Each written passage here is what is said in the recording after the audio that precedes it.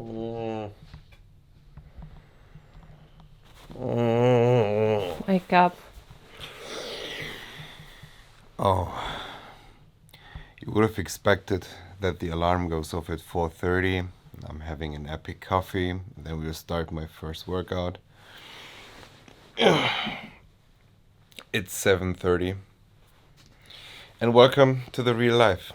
A full day of training as a hybrid athlete. Full day of run and lift. Let's go! Up!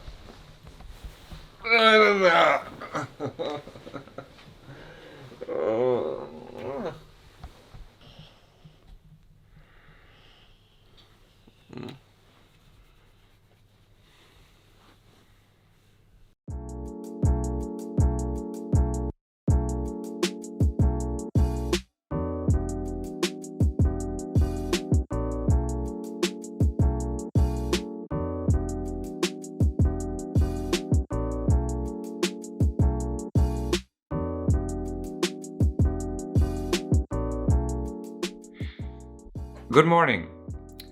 You might have expected that the intro could have been a little different, right? As I'm an athlete, I gotta get up at 4 a.m. and directly start with my workout. I usually sleep in, that's the reality. Today, I woke up at 7:30 and the first thing I always do is a coffee. And I prepare 1 liter of water and put in glutamine. I put in creatine and I put in vitamin C. Those things are for me the essentials to start off the morning, and I put in some salt to get the neurons fired up in the morning. I got this one the salt thing, I got that one from Andrew Huberman, but the others I just have put from my experience inside because this is the first thing I want to have in my body in the morning, right? Cheers. So today we gotta run and lift. I first off start with the run. I will do my run on empty stomach. I always do my first workout in the morning on empty stomach. This is for me just a little bit better after laying down for 8 hours. I just do not want to have a meal and let that one sit in my stomach and wait until I digest it. I am mentally more clear and I actually have more power in the morning the longer I stay on empty stomach. So that's why I usually do my first workout on empty stomach. So we're gonna run. Especially when running on empty stomach, I kind of feel off if I just had a meal before. Even if I digested for 20 to 30 minutes, which doesn't digest at all in that time, I just feel off. Yeah, we already got 8 a.m. and the sun is still not showing. Welcome to Germany. So what I do now is that I enjoy my coffee and read a book. Currently, I'm reading the biography of Jan Frodeno. A good friend of mine gave me that book. And me as a bodybuilder, I do not know all the triathletes, endurance athletes, and it is pretty refreshing for me to get to know about as much as possible just to get my mindset aligned with the mindset of the champions of the new sport that I'm doing. So what do you got on the menu today? My coach always puts my workouts and my trainings into Training Peaks, and I gotta show it to you on the screen right here. We got a 1 hour run first. I got 3 slots in here. I got a warm up, 5 minutes in zone 1. Then I gotta repeat 4 times an interval of zone 2 run for 10 minutes, and then 2.5 minutes in zone 1 again. I gotta repeat those 4 times, and then I gotta cool down in zone 1 again. And this is a pretty chill run for me. As usual, at the end of the week, we're still at intro. So we're still getting my body transition from bodybuilding to triathlon, or to getting it used to for endurance sports. And that's why we gotta take things pretty easy. Last time when I started off running, I got a stress factor because I didn't took things slowly. I just rushed into it. I always got my mileage up week for week way too fast. I shouldn't have done that one, and I've learned out of it. So that's why we gotta take things a little slower, as we still have over 32 weeks until the 73 Ironman. In the evening, we'll do a pull workout. So I got a triathlon coach. So my triathlon coach puts for me the triathlon workouts in, and I myself put together my strength workout. I do a push-pull leg split. I used to do push-pull legs all my bodybuilding career, basically. So therefore, I just stick with it as I personally have the most fun with this split. I do it 3 times a week now. So let's get started when the sun finally decides to come up.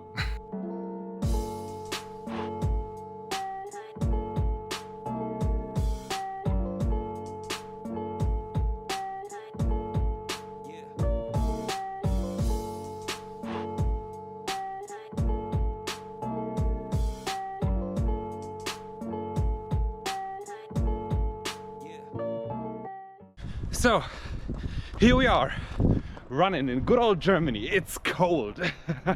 It's cold and I'm wearing shorts. I never freeze, so my legs are never freezing, but my hands, so that's why I wear gloves. I would never go on the treadmill, maybe if it's raining in storms, but I hate the treadmill. It's so boring, and for me personally, I have a lot more pain running at the treadmill than running outdoors, even if technically it should be softer running because of the suspension of the treadmill. I don't know, I just don't like it at all, running and staring at a wall. I'd rather run here in the woods, as I rather prefer it to be in the nature. So we're aiming for 1 hour, mostly in zone 2. Now you might ask, why zone 2? I'm pretty new at this too, so I'm trying to keep my heart rate somewhere between 120 and 145, and I don't look too much at the pace that I'm running at the moment. So what is important for me is to keep the heart rate in that zone, so my body adapts from training to training and I get faster by the time, not looking at the pace. So if I'm keeping my heart rate in that zone, the next trainings my heart rate might go down at the same pace that I'm running right now, and so I can step up the pace and be in the same range. It's just progression, the same as I was used to in bodybuilding, right? From training to training. It is not easy for somebody heavy like me. I had 108 kilograms this morning, and it's not easy to keep my heart rate down, but they say to be in heart rate 2, in true heart rate 2, zone 2, you gotta be able to talk while you're running. And as you can hear, it's getting kind of hard for me to keep up a conversation, so I might have to do a little bit slower. Right now I'm running at 6 minutes per kilometer. This is not fast, guys. I was faster a year ago, but I was lighter 15 kilograms. Yeah, and I'm really feeling that heavy weight on my joints, on my knees, on my hips, but it's okay. It's not a sharp pain where I'm saying that I'm injured. No, it's just the pain of my weight, and I kind of have to do a bit slower and listen to my body. So as hard as running is for me, I really love it, as it gives me a kind of a freedom vibe. Just run, and that's the runner's high. And as I'm still a beginner, I'm experiencing that runner's high way more often than maybe an experienced runner, right? And I love it. It's just an awesome feeling. I'm not feeling the cold anymore. I'm getting warmed up, and if you put on some really good music, it's just a vibe. So we're gonna keep up for the hour. I always do a 30-minute run into that way, and then turn around, and then go for the next 30 minutes until I'm at home.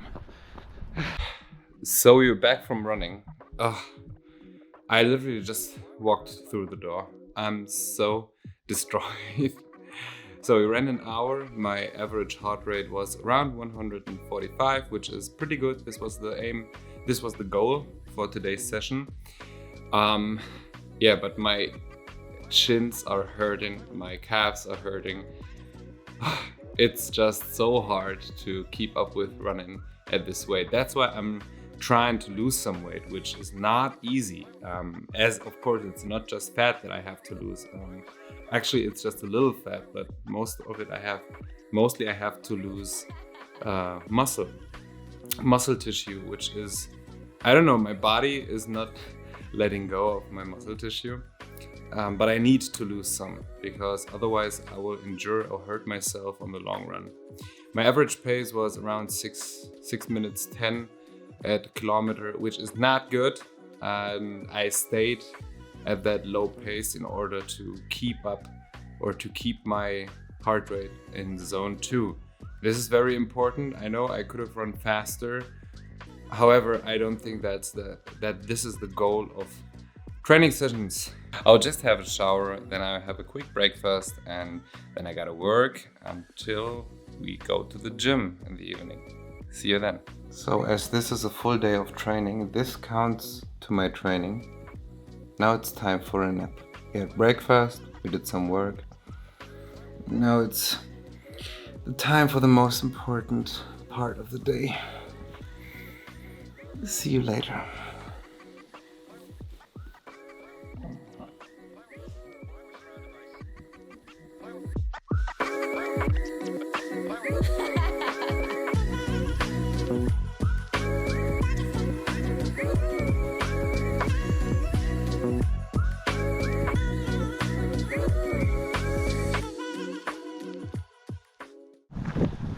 After a great nap, we are now out here with the dog again. That's the second round, usually at 3 p.m. Yes, this is 3 p.m. in Germany right now.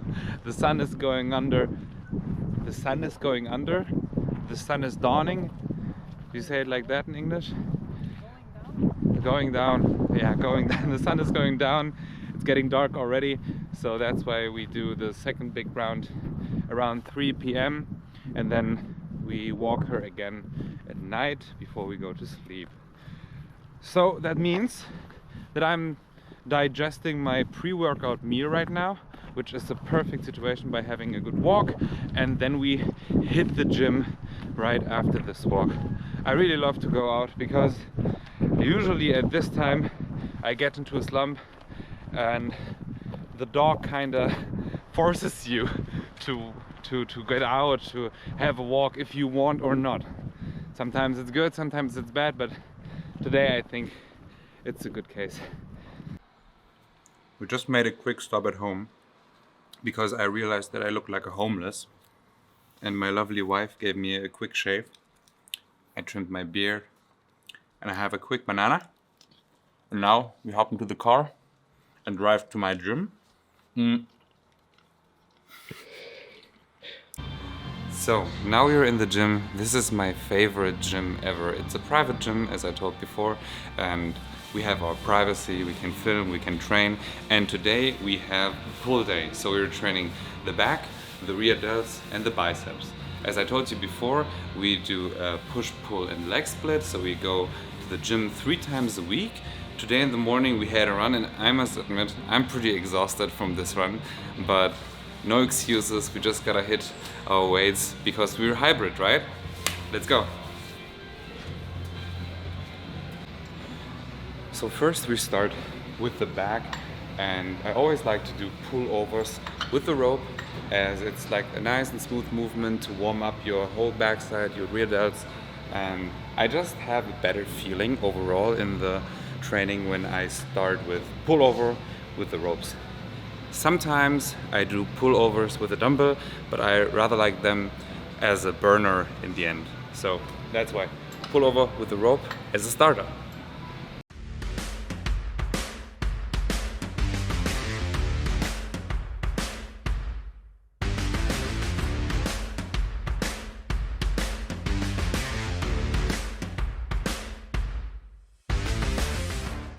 So now that we have warmed up, we always begin, or I always begin with the top of my back, so with the upper backs, with the rhomboids, and there's no better way than starting off with T-bar, with chest supported T-bar. I'm using a strap for my right hand as my finger is broken.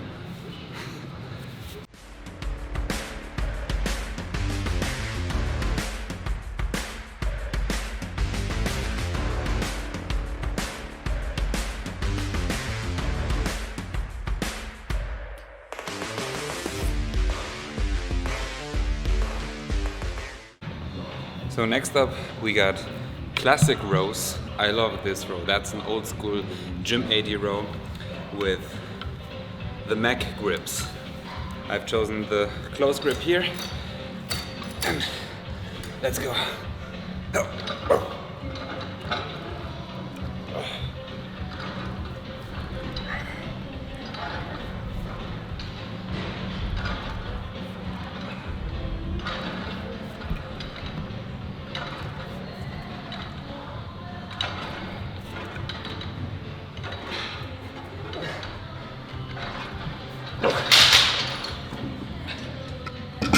I've changed my training style a bit since bodybuilding is not my priority anymore.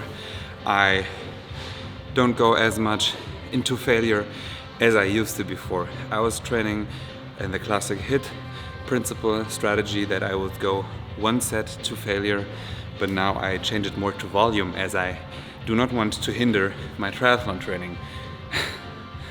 And yeah, I'm very thankful for that as my recovery is not that great anymore.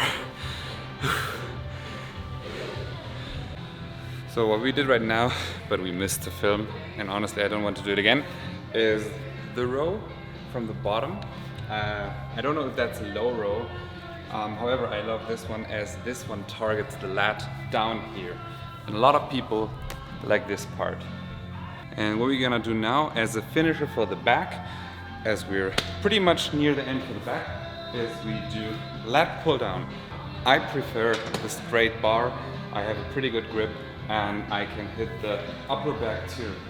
If I would still compete, I would say that my upper back needs a lot more development, but we are not bodybuilding anymore, so we're just doing it for fun. I'm really struggling to switch sports.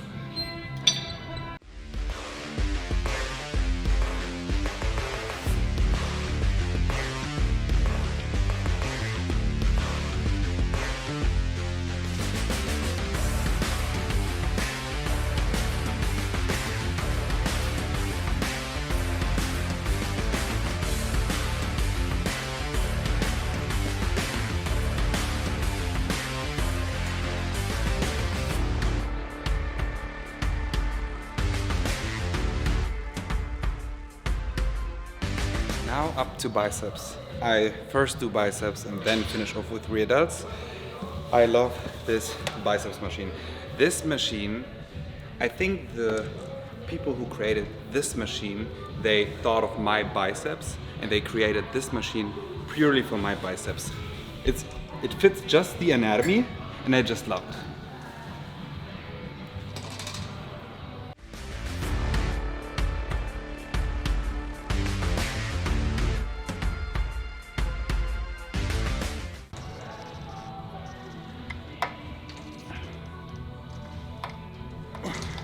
And what I do then, I jump over to these straight grips here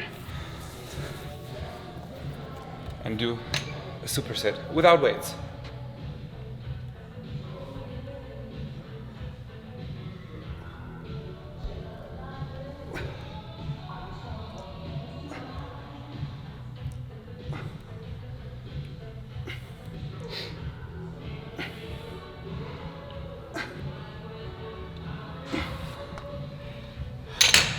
And that's it, what I do for biceps. I don't do more, and I think my biceps is doing pretty okay. I just made the experience that for a muscle like a biceps, you gotta feel the weight, you gotta feel the exercise, and don't overdo it. That's my experience. I've done it all. I've done heavy weights, I've done a lot of volume, but what fits perfectly for my arm is one exercise for peak contraction, and one for the brachialis, for the middle one, for more width. And I burn these two for like 6 sets straight, and that's it what I do for biceps. I used to do an arm tuck when I was arm tuck. I used to do an arm day, a separate one, when I actively did bodybuilding because my arms needed a little more size, especially the triceps. However, now I think we're good with just these 2 exercises, 6 sets, and then we're good. So we gotta finish the workout with rear delts, reverse butterfly, and then I will see, maybe I will do another exercise for the rear delts. I usually do 2. The rear delts are very, very important. A lot of people neglect them, but the rear delts are very important for your posture. You want that 3D delt look, you want to look like an action figure, right? When you do bodybuilding. So that's why you want to have big rear delts. They pull your whole body back and give you just a straight posture, which is just a great appearance.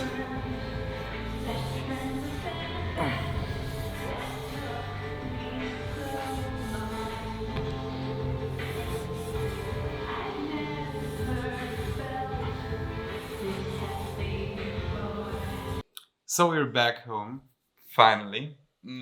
Somebody missed me. So this was a full day of training as a hybrid athlete, running and lifting some weights. I hope that you gained some insights of how short the day is when you do a lot of sport. I felt that the day passed by way too fast. It's night now, we gotta have dinner and we straight jump to the bed. I must admit that when I was in the gym, I constantly was thinking about running, about biking, about swimming. And I was shocked at first, but then I realized, hey, that's a slow mental transition that I'm going through right here. Anyways, I hope that you enjoyed the video and see you in the next episode of Becoming an Ironman. Bye.